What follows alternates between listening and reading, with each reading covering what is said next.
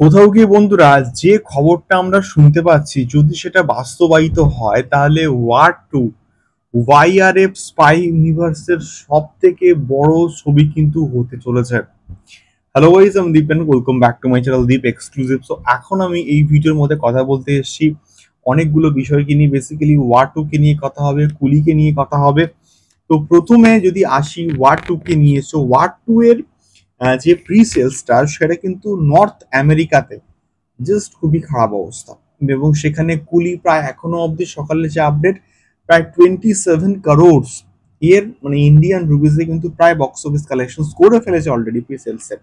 এবং সেখানে ওয়ার 2 মাত্র 5 থেকে 6 কোটি টাকা কিন্তু কালেকশন করতে পেরেছে। প্রথম কথা হচ্ছে কি, এইটা কেরালাতে কিন্তু অ্যাডভান্স বুকিং হয়ে গেছে এবং জাস্ট 1 থেকে 2 মিনিটের মধ্যে কিন্তু সব ফুল হয়ে গেছে। কেরালাতে একটা ম্যাসিভ লেভেলে কিন্তু ওপেনিং নেবে, এটুকু শিওর শট। এবারে যে বিষয়টা সেটা হচ্ছে গিয়ে ওয়ার 2 তে যে আপডেট আমরা পাচ্ছি, যে পোস্ট ক্রেডিট সিনে প্রাথমিক অবস্থায় কিন্তু আমরা শুনছিলাম যে সার্ভারি ওয়াক এবং হচ্ছে আলিয়া ভাটের একটা কিন্তু ক্যামিও থাকতে পারে। মানে ক্যামিও ইন দ্য সেন্স আমি বলছি যে একটা পোস্ট ক্রেডিট সিনে নাকি থাকতে পারে।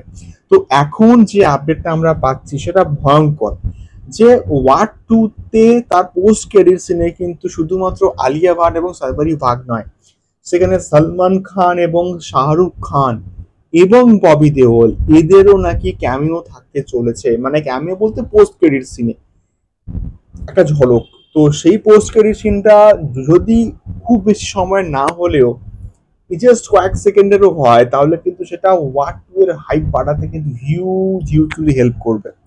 মানে শুধুমাত্র পোস্ট ক্রেডিট সিন দেখতেই কিন্তু মানুষ, অনেক অডিয়েন্স কিন্তু দেখতে আসবে। তো অ্যালফা বলে যে প্রজেক্টটা আসছে ওয়াইআরএফ এর নেক্সট যে প্রজেক্ট, তার একটা কিন্তু শুরুয়াত এখান থেকে কিন্তু কোথাও গিয়ে করে দেবে। এবং সেখানে সেই জন্য কিন্তু প্রাথমিক অবস্থায় আলিয়া ভাট এবং হচ্ছে সার্ভারি ভাগের নাম কিন্তু উঠে আসছিল।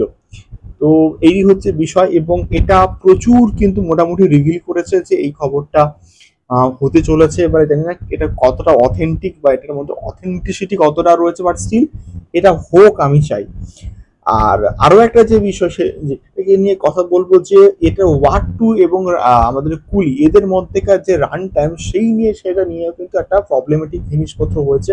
প্রাথমিক অবস্থায় 3 ঘন্টা 10 মিনিট, কিন্তু 3 ঘন্টা 5 মিনিট, এবং তারপরে কাটছাট করে আরো একবার 2 ঘন্টা 53 মিনিট, এবং ফাইনাল রান টাইম যে কি হবে এটা এখনো অব্দি কিন্তু শিওর নয়।